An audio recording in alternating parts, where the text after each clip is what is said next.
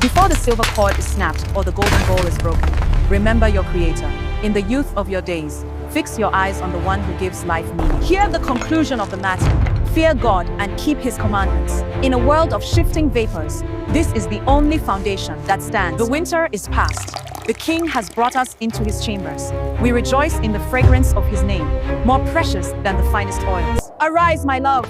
See, the rain is over and gone. The flowers appear on the earth, and the time of singing has come.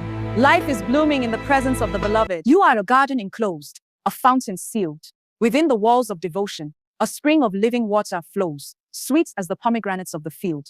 Set me as a seal upon your heart, for love is as strong as death, a blazing fire, that many waters cannot quench, nor floods drown. But the King calls for a clean heart. Though your sins are as scarlet, they shall be as white as snow. Though they are red as crimson, they shall be like pure wool. He shall judge between the nations.